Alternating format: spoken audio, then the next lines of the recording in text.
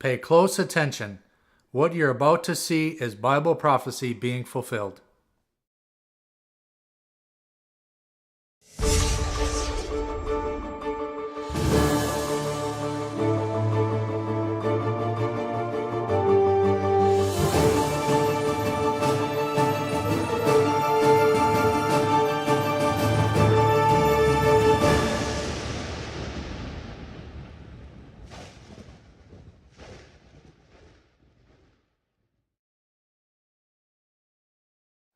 Welcome to another edition of YPN News, bringing you the news as it relates to Bible prophecy and foretold by Yeshua Hawkins.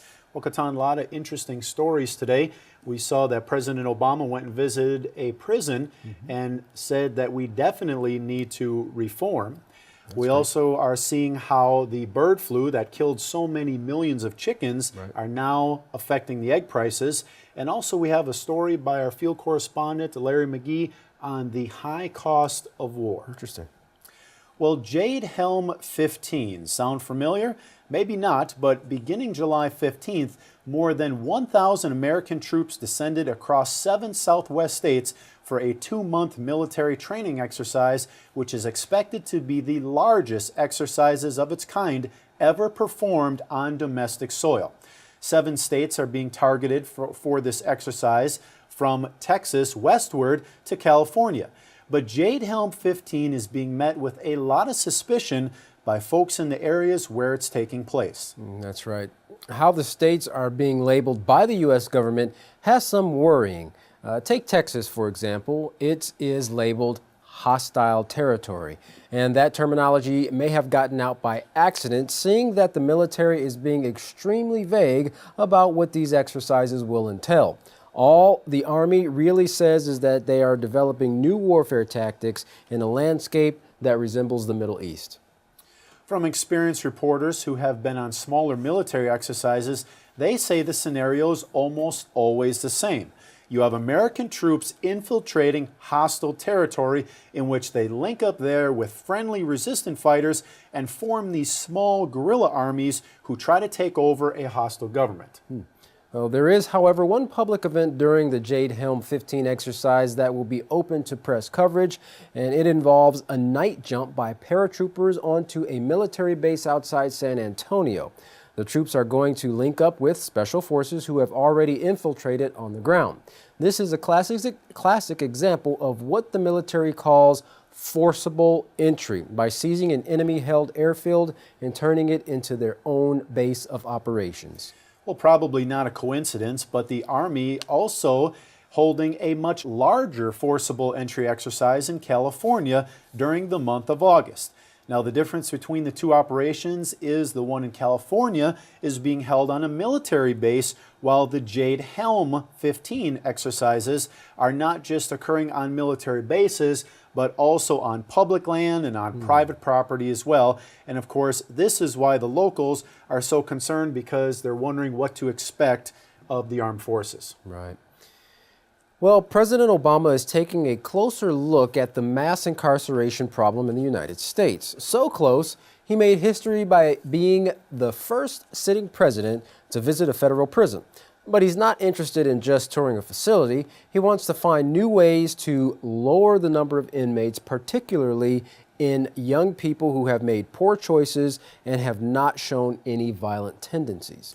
Visiting the El Reno Federal Correctional Institute in El Reno, Oklahoma, President Obama addressed the issue of overcrowded prisons due to a large part to mandatory minimum sentencing surrounding the country's drug laws. He pointed out while the United States accounts for 5% of the world's population, we account for 25% of the world's inmates, adding there has been a huge surge since the laws toughened in 1980. Oh, amazing.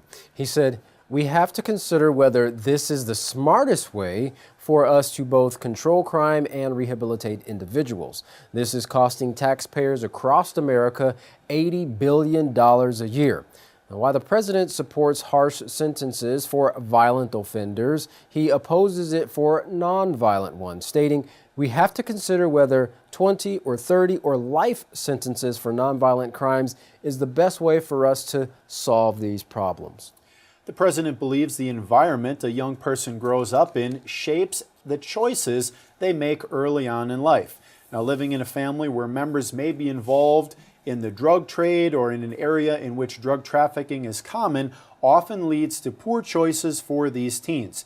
But if they had the right resources and support available to them, they could see they have alternate paths to choose in life. Right. He says job training, college degrees, drug counseling. The question is not only how do we make sure we sustain these programs here in prison, but how do we make sure those same kind of institutional supports are there for kids and teenagers before they get into the criminal justice system? And are there ways for us to divert young people who make mistakes early on in life? Well, President Obama wants to find a solution to change this social pattern in our country and benefit everyone by lowering taxes, making communities safer, and most importantly, keeping families intact and young people out of the prison system. He pointed out, these are young people who made mistakes that aren't that different than the mistakes I made and the mistakes that a lot of you guys made. Yeah, seems like the peaceful solution would be a perfect fit in educating people to make better choices. Absolutely. Well, he continued, the difference is that they did not have the kinds of support structures, the second chances, the resources that would allow them to survive those mistakes. We have a tendency to sometimes almost take for granted or think it's normal that so many young people end up in our criminal justice system.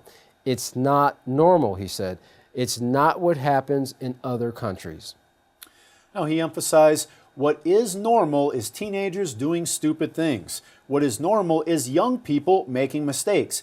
And we've got to be able to distinguish between dangerous individuals who need to be incapacitated and incarcerated versus young people who are in an environment which they are adapting, but if given different opportunities, a different vision of life, could be thriving the way we are. And that is something I think that we all need to think about. Yeah, well put. Yeah, very, very interesting. Well, President Obama may be on to something. A new study says keeping more children on track to high school graduation, a full-time job, and out of the criminal justice system could start even before kindergarten. Now, this study, published in the American Journal of Public Health by researchers at Penn State University, tracked more than 700 children from kindergarten to age 25. They found students' social skills like cooperation, listening to one another, and helping classmates held strong clues for how those children would fare in life 2 decades later. Social emotional skills were the focus of this study, and the kindergartners were evaluated by their teachers using a scale to rate their level of proficiency in each area. Areas such as how they deal with themselves, others, and relationships, and how they work in an effective manner were all rated. What they found was children with better social competencies at age 5 were more likely to go to college and hold full-time jobs as young adults. Children with lower social competencies were found to spend more time in special education and have more issues with substance abuse. They were also more likely to drop out of high school and go to prison before age 25. Well, the researchers closely followed these children into adulthood and looked for markers of well-being through education, employment, criminal activity, mental health, substance abuse, and use of public services. Mark Greenberg, study author and professor of human development and psychology at Penn State, said children who are better able to socialize with peers exhibit more self-control and negotiate sandbox tuffles, as he said, without a tantrum, might actually do better in life than kids who can read and write when they are 5, but they have poor social skills. He went on to say the kinds of things that we think only academics would be predictive for, turns out it's wrong. Turns out children's ability to get along with others and manage themselves well in positive ways affects both their academic outcomes and their labor market outcomes in adulthood. Now, while preschools increasingly focus on academics with the express goal of helping children to do better in kindergarten, the study shows that children's social emotional learning might matter more, and therefore parents should look for schools which stress a focus on social emotional learning. Well, what social emotional learning does for oneself is it helps in recognizing our emotions and learning how to manage those feelings. In dealing with others, it helps with developing sympathy and empathy for others and maintaining positive relationships. It also focuses on dealing with a variety of scenarios or situations in a peaceful and moral way. Interesting. Now, another member of the study, teen professor Damon Jones, explained these social skills. There's something that can be improved throughout the child's development, and there are very effective programs that can do that. He hopefully reiterated there are really effective evidence-based programs that can help improve children's social emotional skills. Well, the study supports the idea of teaching character building concepts at the earliest age to give the students the best possible start to life. Well, this in turn gives them the tools to make choices throughout the rest of their lives that would lead to having a positive self-concept, healthy relationships, and also become productive members of society. Well, it sounds like they're on the right track as well. Now, another factor affecting the development of children's social emotional skills today is technology. Many children seem glued to their smartphones, computers, and game screens. While the digital world seems much more compelling than the one right outside their window, both parents and psychologists are worried where this may be leading their children. That's right. Families across the country are struggling to keep technology from invading family time, especially with their preteen and teenage children. One mother said of her 12-year-old son, Tyler, "This sounds very strange, but I felt like we were losing him in our family." Once a straight-A student and a star baseball player, Tyler, like so many others, loved his video games, iPod, and Kindle. However, this caused him to be totally distracted from the world around him. Now, the facts are pretty clear. The average teen spends more than 11 hours a day exposed to a variety of media, from taking selfies on their smartphones to checking out the latest websites like Facebook. A 2012 study found half of all teenagers sent out 50 text messages a day, 3,300 text messages a month, and on average, they also send about 34 text messages after going to bed at night. That sounds very addictive. Well, due to these plugged-in habits, psychologists warned concentration, sleep, and critical face time, that is human-to-human interactions, are all suffering. Well, Catherine Steiner-Adair, a clinical psychologist, explains what kinds of problems too much technology in a child's life creates.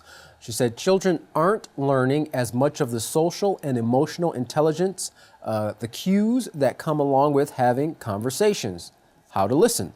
So, what advice are experts giving? Limit kids' screen time to 2 hours a day. 2 hours a day, and that may be even too much depending on what they're doing in those 2 hours. That's right. Well, continuing in the United States, more bad news concerning America's mental health, as authorities are reporting an alarming rise in opium addictions. Well, YPN's Larry McGee has our coverage on America's battles with drugs and the U.S.'s costly wars overseas. Larry? America, more than any nation on earth, has become a population of drug addicts. A report recently released by the CDC shows a tremendous upward trend of heroin addictions in the U.S. from the year 2003 to the year 2013. During that same time period, deaths stemming from heroin overdose quadrupled, and the number of female addicts increased twofold. At least a portion of those stories includes the average person or the average female who begins taking pain medication after a surgery of some sort and finds their way into the hell of heroin addiction after they can no longer satisfy their appetite for opiates by prescription. Some of the victims of heroin addiction are expecting mothers, and Kathy Milliken of a treatment program in Dartmouth, Texas, says that in those kinds of cases, there's a tendency oftentimes to focus on the baby, neglecting the fact that if the mother isn't well, then the baby isn't going to be well either. Speaking on the subject of wellness, many are growing sick of war, but new information is suggesting that America may find itself continuously entangled in armed conflict with ISIS for the next 10 to 20 years. American General Raymond Odierno says defeating ISIS is going to take more than military force. It is also going to take economic and diplomatic measures as well. America has placed a heavy emphasis on airstrikes, but this has apparently been ineffective in either weakening ISIS or preventing it from taking over very important real estate like Raqqa in Syria or Mosul and Ramadi in Iraq. Analysts say one of the most critical fronts in the fight is that of ideology. It is a battle that experts warn that the West is losing, and thus the population of ISIS is continuing to swell. Meanwhile, financial reports are being released unveiling the hefty price tag of war in Afghanistan. A nonpartisan research group recently released details showing that the war that most people have forgotten is costing American taxpayers $4 million per hour. The Afghan conquest, which has now been in operation for some 13 years, has cost Americans an estimated $700 billion to date. The current administration has scaled back the number of soldiers stationed in Afghanistan, but they are still there by the thousands at a cost of $1 million per soldier every year. For YPN News, I'm Larry McGee. Katan Jeff, back to you. Wow, that's amazing. The enormous amount of money that they're spending on these wars that have not produced the peaceful outcome that they're looking for. Well, Planned Parenthood is under an investigation prompted by House Speaker John Boehner for its selling of body parts from aborted fetuses. Well, this is as a result of an undercover video that was released by two anti-abortion activists posing as biotech employees interested in obtaining fetal organs for research, which that is legal.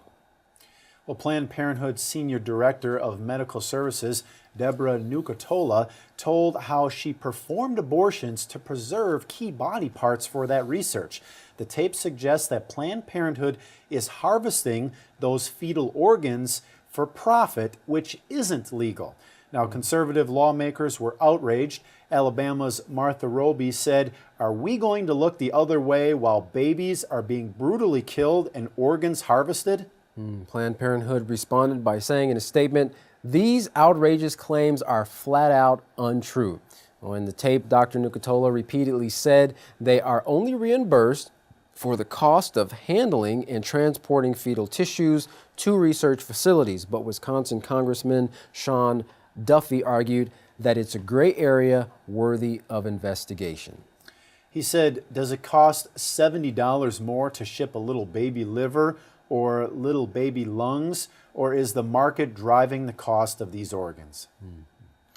Well, members of the Japanese main opposition parliament walked out as legislation was proposed that could see Japanese troops sent abroad to fight for the first time since World War II. Prime Minister Shinzo Abe said a stronger security stance is now essential for the country and that the security situation around Japan is becoming increasingly challenging. With this in mind, this legislation that is proposed is absolutely necessary to protect the lives of the Japanese people and to also prevent the country from going to war. The legislation would end a ban on collective fighting to defend an allied country like the U.S. Opponents say that this could lead Japan into U.S.-led conflicts and would violate pacifist Article Number 9 of the post-war Constitution. The opposition also says that there is not enough public support to justify passing the bill. Protesters crowded the streets in opposition to the bill, some saying the government is supposed to protect the Constitution, but it's not doing that right now, and I cannot accept that. Even lawmakers protested in Parliament trying to block the bill without success. The legislation will go to the upper house, where if it's rejected, it will be sent back to the lower house, where it could be overturned with a 2/3 majority vote. We've brought you some of the reports in the past on bird flu. So how does that affect your wallet? Well, one area is egg prices. which have gone up a whopping 58% in the last year to $1.85 a dozen. Now, egg wholesaler Dutch Farms on Chicago's South Side processes over 12 million eggs a week for grocery stores in the Midwest. Jay Earnshaw, who runs egg operations for Dutch Farms, said because of the 10% loss of laying chickens, supply has gone down, which means demand is outpacing it everywhere. I bet. Well, egg prices have gone up 60% since bird flu hit, and in June alone, egg prices rose 18.3%, which is the largest monthly jump in over 40 years. Well, prices are affecting many other products which use eggs as well, such as in binding agents and baked items, cakes and so forth. And Texas grocer H-E-B has limited shoppers to just 3 dozen eggs each. Chinese food chain Panda Express changed the eggs in its fried rice to corn, and frozen custard giant Rita's, which uses 1,600 pounds of egg yolks per day, says it's replacing its signature dessert with soft-served ice cream.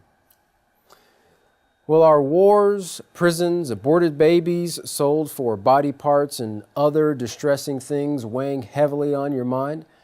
Find out true peace of mind through the House of Yahweh and the teachings of Yisrael Hawkins.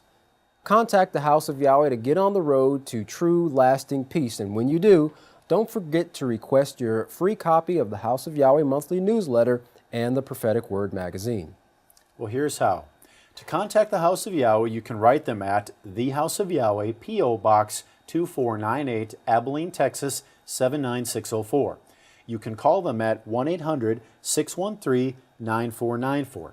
Visit them on any of their websites, www.yahweh.com, www.yisraelhawkins.com, or www.yahwehsbranch.com. You can also check out our new website, www.ypnnews.com. And to email the House of Yahweh, send your emails to info@yahweh.com. And don't forget, for any calls outside the United States, please call the number on your screen. Well, don't go anywhere. Get your Holy Scriptures, a pencil, and some paper. Up next, Yisrael Hawkins bringing forth the words of life. For all of us here at YPN News, I'm Katan Alexander. And I'm Jeffrey Heimerman. Thank you for watching.